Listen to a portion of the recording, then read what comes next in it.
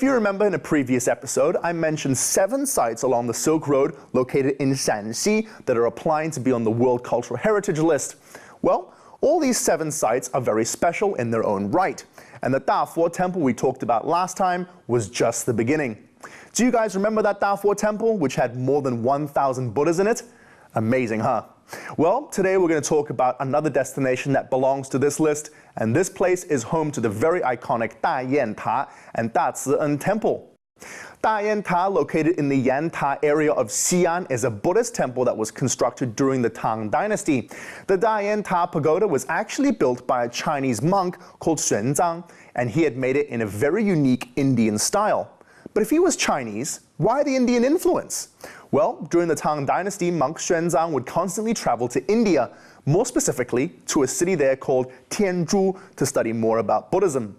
After learning and collecting Buddhist doctrines there, he would return back to China and share his findings with the country. However, before he could let the emperor know what he'd found, he needed to translate everything into Chinese. And because he had so many different sutras, doctrines, and scriptures, he had to find somewhere quiet to work, and the Xi'an temple near the Dayanta was his place of retreat.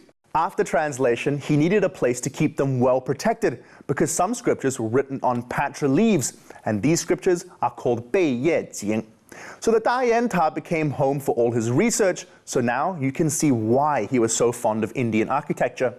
Over the many years of history after his death, a lot of the Bei Ye Jing was lost, and it was thought that there were only less than 20 leaves in the whole world. However, that theory has been put on hold after archaeologists discovered a deep hole under Dayanta that was built 1,300 years ago. The mystery is that nothing was left in the hole. So what was hidden there? Well, one theory is that monk Xuanzang took them out to be buried somewhere else for his afterlife. Now, it's just a theory, and actually archaeologists are trying to uncover this mystery right now. So as soon as we know something, we'll let you know. If you are dying to see some relics that related to this great man, then you can come over to Xuanzang Memorial Hall, which is called Xuanzang Yuan in Chinese. Inside this hall, you can see some of these pattra leaf scriptures that we mentioned before.